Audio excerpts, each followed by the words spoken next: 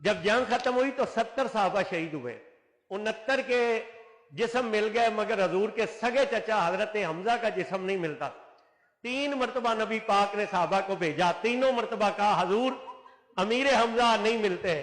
نبی پاک رو پڑے، حضور نے کہا وہ میرا چچا ہے، وہ میدان سے دوڑ نہیں سکتا۔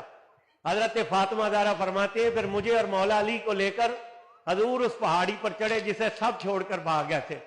لاشوں کے ڈھیر میں سے حضرت امیر حمزہ کا جسم نکلا، 12 ٹکڑے تھے حضرت امیر حمزہ کے، دونوں ہاتھ کٹے ہوئے تھے، دونوں پاؤں کٹے ہوئے تھے، دونوں کان کٹے ہوئے تھے، دونوں آنکھیں نکلی ہوئی تھیں، دونوں ہونٹ کٹے ہوئے تھے، ناک کٹی ہوئی تھی، سینہ چاک تھا، کلیجہ باہر پڑا تھا۔ نبی پاک نے اپنے چچا کو انگلیوں کے ناخنوں سے پہچانا۔ حضور زاروں قطار رونے لگے اور آپ نے فرمایا چچا تو نے چچا ہونے کا حق ادا کر دیا۔ جب نبی پاک روئے نا تو حضور نے فرمایا انتا سید الشہداء، تو قیامت تک کے شہیدوں کا سردار ہے، اور اللہ نے جس دن مجھے کافروں پر غلبہ دیا ہے میں 70 کافروں کا یہی حال کروں گا جو انہوں نے آپ کا کیا۔ جب حضور نے یہ قسم اٹھائی تو دائیں کندھے کے قریب سے جبریل کی آواز آئی، اور جبریل نے اللہ کا سلام پیش کر کے کہا محبوب تیرا رب فرماتا ہے یہ انصاف نہیں ہے کہ ایک کے بدلے میں 70 کا مسئلہ کیا جائے، اگر آپ کرنا چاہیں تو آپ ایک کے بدلے میں ایک کا مسئلہ کریں، اور اگر آپ معاف کریں اور صبر کریں تو صبر سب سے بڑی عمل ہے۔ تو اب دیکھیے عام بندے اور نبی میں فرق کیا ہوتا ہے۔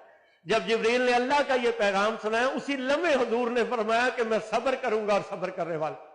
نبی پاک اتنا غم زدہ اپنے چچا کے لیے ہوئے کہ حضور کسی کے لیے اتنا نہیں روئے تھے جتنا حضرت امیر حمزہ کے لیے روتے۔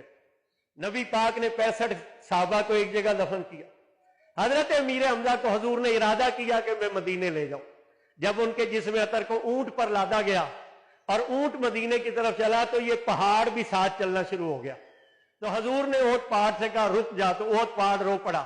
اونٹ پہاڑ نے کہا یا رسول اللہ صرف آپ امیر حمزہ سے محبت نہیں کرتے، میں بھی امیر حمزہ سے محبت کرتا ہوں، جہاں جہاں امیر حمزہ جائیں گے وہاں میں جاؤں گا۔ تو حضور نے پھر انہیں یہاں دفن کیا۔ جب دفن کیا نا تو اتنی چادر نہیں تھی کہ ان کے پاؤں ڈھکتے ہیں، پاؤں ڈھکتے تھے تو سر ننگا ہوتا تھا، سر ڈھکتے تھے تو پاؤں ننگے، تو حضور نے پاؤں ننگے کر کے گھاس ڈالی، انہیں یہاں دفن کیا۔ نبی پاک مدینے میں گئے، ہر مدینے کے گھر سے رونے کی آواز آتی۔ حضور نے پوچھا یہ لوگ کیوں روتے ہیں؟ عرض کی اپنے شہیدوں کو روتے ہیں۔ حضور نے فرمایا کہ میرے چچا کو رونے والا کوئی نہیں؟ تو صحابہ نے اپنے گھر والوں کو حکم دیا کہ تم اپنے شہیدوں پر رونا بند کرو اور حضور کے چچا پر رو۔